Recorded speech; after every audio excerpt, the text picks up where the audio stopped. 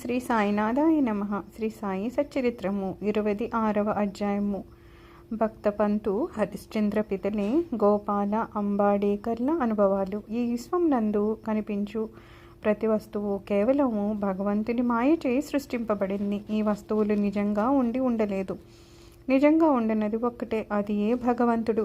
చీకట్లో తాడును గాని దండమును గాని చూసి పామనుకున్నట్లుగా ప్రపంచంలో కనిపించే వస్తువు బాహ్యానికి అగుపడినట్లు గాపించును. కానీ అంతర్గతముగా ఉన్న సత్యమును తెలుసుకొనలేము. సద్గురువే మన బుద్ధి అను అక్షులను తెరిపించి వస్తువులను సరిగ్గా చూచినట్లు చేయును. మన కడుపదునది నిజస్వరూపము కాదని గ్రహించదము. కాబట్టి సద్గురువుని అసలైన దృష్టిని కలుగచేయమని ప్రార్థింతుము కాక. అదే సత్య దృష్టి. ఆంతరిక పూజ. హేమాడ్ పంతు మనకి ఒక క్రొత్త రకము పూజా విధానాన్ని బోధించుచున్నారు. సద్గురుని పాదాలు కడుగుటకు ఆనంద బాష్పములని వేడి నీళ్లను ఉపయోగించదము కాక. స్వచ్ఛమైన ప్రేమ అను చందనమును వారి శరీరమునకు పూసదము కాక. దృఢ విశ్వాసము అనే వస్త్రముతో వారి శరీరమును కప్పెదము కాక. అష్టసాత్విక భావములు అనెడు 8 తామర పుష్పములు సమర్పించదము కాక. ఏకాగ్ర చిత్తమను ఫలమును సమర్పించదము కాక. భావమును బుక్క వారి శిరముపై చల్లి భక్తి అనే మొలత్రాడును కట్టెదము కాక. మన శిరస్సును వారి బొటన వ్రేళ్లపై ఉంచదము కాక. సద్గురుని ఈ ప్రకారంగా నగలతో అలంకరించి మన సర్వస్వమును వారికి సమర్పింతుము కాక. అట్టి ఆనందకరమైన పూజ చేసిన పిమ్మట ఇటులో ప్రార్థించదము కాక. మా మనస్సును అంతర్ముఖము చేయము, దానిని లోపలి వైపు పోవునట్లు చేయము. నిత్యానిత్యములకు గల తారతమ్యములను తెలుసుకును శక్తి దయచేయము. ప్రపంచ వస్తువులందు మాకు గల ఆసక్తిని పోగొట్టి మాకు ఆత్మసాక్షాత్కారము కలుగునట్లు చేయము. మేము మా శరీరమును ప్రాణమును సర్వమును నీకు సమర్పించదము. సుఖ దుఃఖానుభవములు కలుగకుండునట్లు మా నేత్రాలు నీవిగా చేయము. మా శరీరమును మనస్సును నీ స్వాధీనము మందు ఉంచుకొంచు నీ ఇష్టం వచ్చినట్లు చేయము. మా చంచల మనస్సు నీ పాదాల చెంత విశ్రాంతి పొందుగాక. ఇక ఈ అధ్యాయములోని కథల వైపు మరలుదము. భక్త పంతు. ఒకనాడు పంతు అను భక్తుడు మరొక సద్గురువుని శిష్యుడు అదృష్టవశమున షిరిడీకి వచ్చెను.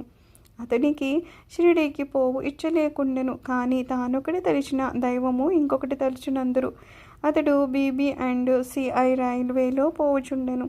అందులో అనేకులు స్నేహితులు బంధువులు కలిసిరి. వారందరూ షిరిడీకి పోచుండిరి. వారందరూ తమ వెంట రమ్మని కోరగా అతడు వారిని కాదనలేకుండెను. వారు బొంబాయిలో దిగిరి.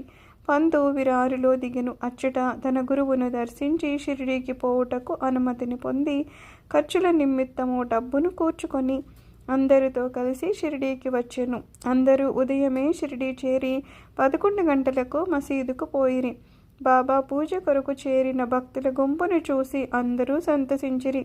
కానీ పంతుకు మూర్ఛ వచ్చి హఠాత్తుగా క్రింద పడెను. వారందరూ భయపడిరి. అతనికి చైతన్యము కలిగించుటకు ప్రయత్నించిరి. అతని ముఖముపై నీళ్లు చల్లగా బాబా కటాక్షము చే తెలివి వచ్చెను. నిద్ర నుండి లేచిన వాని వలె లేచి కూర్చుండెను. సర్వజ్ఞుడగు బాబా అతడు ఇంకొక గురువు తాలూకు శిష్యుడని గ్రహించి నిర్భయంగా ఉండుమని ధైర్యం చెప్పుచు తన గురువునందే భక్తి నిలుచున్నట్ల నీ క్రింది విధంగా పలికెను. ఏమైనను కానిండు, పట్టు విడవరాదు. నీ గురుని అందే ఆశ్రయము నిలుపుము. ఎల్లప్పుడూ నిలకడగా ఉండుము. ఎప్పుడూ వారి ధ్యానమునందే మునిగి ఉండుము. పంతు ఈ మాటల యొక్క ప్రాముఖ్యమును గ్రహించెను. ఈ విధంగా తన సద్గురుని జ్ఞప్తికి తెచ్చుకొనెను.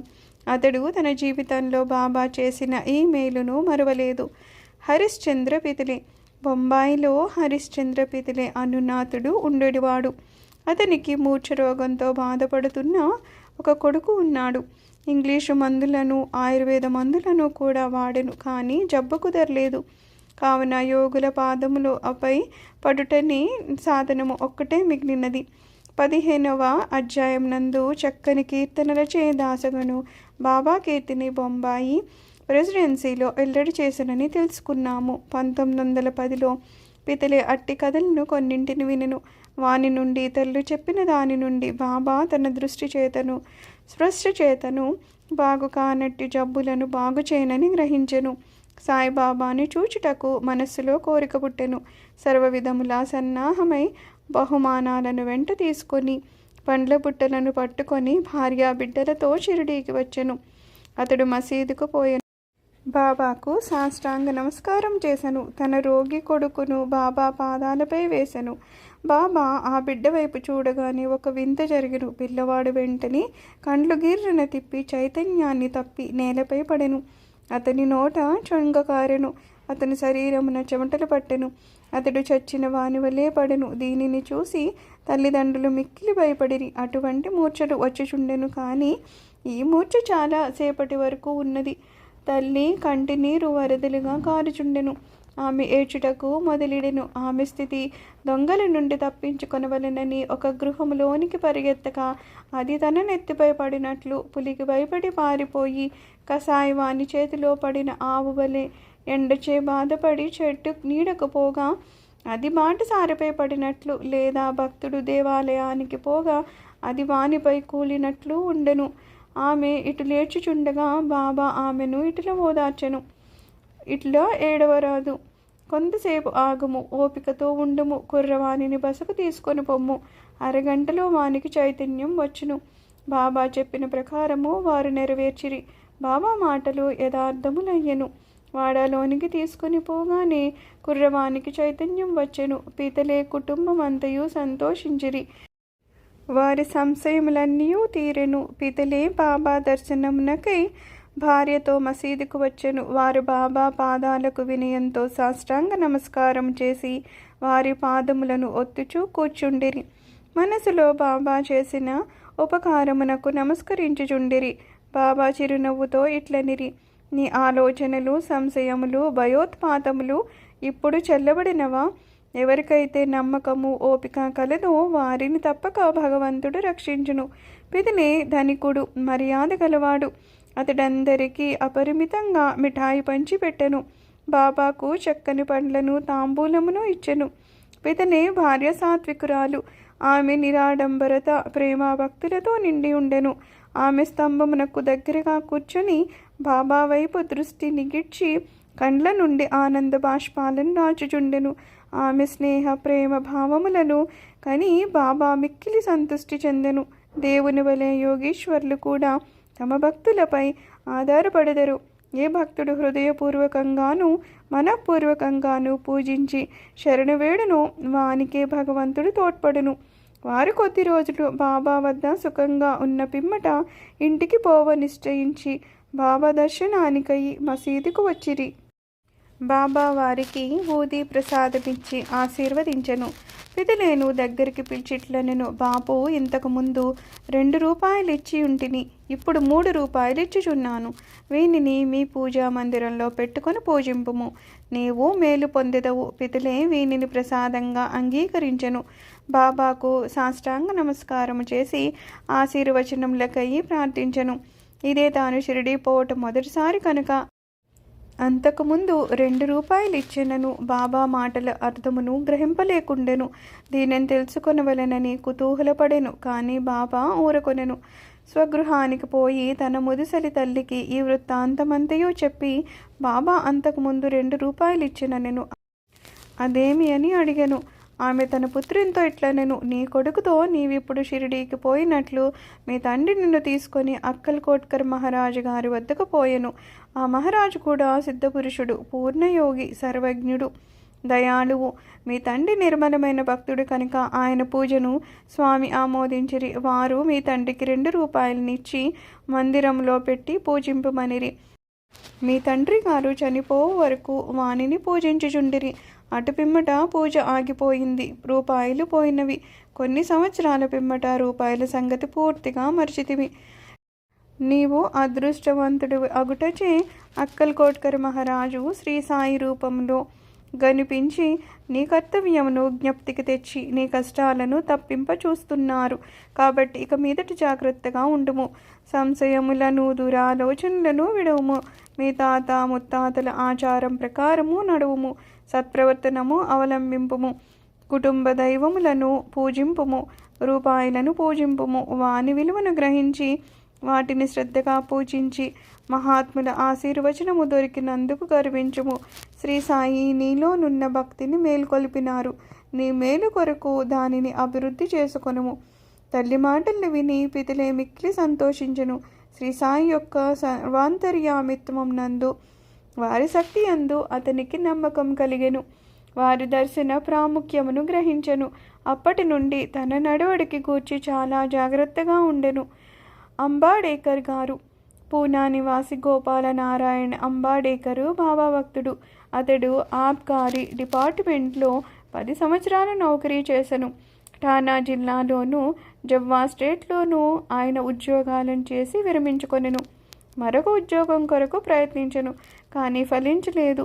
అతడు అనేక కష్టముల పాలయ్యను. అతని స్థితి రాను రాను అసంతృప్తికరంగా ఉండెను. ఈ ప్రకారము 7 ఏండ్లు గడిచెను. అతడు ప్రతి సంవత్సరము షిరిడీకి పోవుచు బాబాకు తన కష్టములను చెప్పుచుండెడివాడు.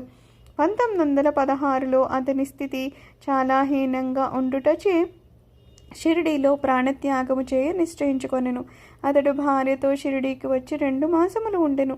దీక్షితు వాడాక ముందున్న ఎడ్ల బండి మీద కూర్చొని ఒకనాడు రాత్రి దగ్గర ఉన్న నూతిలో పడి చావవలనని నిశ్చయించుకొనెను.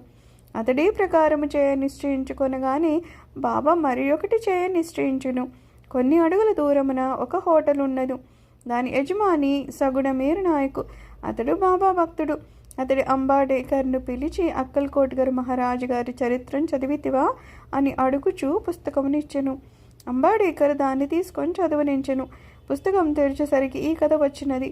అక్కల్కోట్ గారు మహారాజు గారి కాలంలో ఒక భక్తుడు బాగుగానట్టి దీర్ఘరోగంచే బాధపడుచుండెను. బాధను సహించలేక నిరాశ చెంది బావిలో దుమికెను. వెంటనే మహారాజు వచ్చి వానిని బావిలో నుంచి బయటకు తీసి ఇట్లనెను, గత జన్మ పాపపుణ్యములను నీవు అనుభవించక తప్పదు. కర్మానుభవము పూర్తి కాకున్నచో ప్రాణత్యాగము నీకు తోడ్పడదు. నీవింకొక జన్మ ఎత్తి బాధ అనుభవించవలెను. చచ్చుటకు ముందు కొంతకాలం ఏల నీ కర్మను అనుభవించరాదు. గత జన్మముల పాపములను ఏల తుడిచివేయరాదు. దానిని శాశ్వతంగా పోవునట్లు చేయము. సమయోచితమైన ఈ కథను చదివి అంబాడేకరు మిగుల ఆశ్చర్యపడెను. వాని మనస్సు కరిగెను. బాబా సలహా ఈ ప్రకారంగా లభింపనిచో వాడి చచ్చియే ఉండును. బాబా సర్వజ్ఞత్వమును దయాళిత్వమును చూసి అంబాడేకరుకు బాబా యందు నమ్మకము బలపడి అతని భక్తి దృఢమయ్యను. అతని తండ్రి అక్కల్కోట్కర్ మహారాజు గారి భక్తుడు. కాన కొడుకు కూడా తండ్రి వలె భక్తుడు కావలెనని బాబా కోరిక. అతడు బాబా ఆశీర్వాదమును పొందెను. వాని శ్రేయస్సు వృద్ధి పొందెను. జ్యోతిష్యం చదివి అందులో ప్రావీణ్యాన్ని సంపాదించి దాని ద్వారా తన పరిస్థితి బాగు చేసుకొను. కావలసినంత ధనాన్ని సంపాదించుకొనెను. మిగతా జీవితమంతయు సుఖంగా గడిపెను. శ్రీ సాయినాథాయ నమః.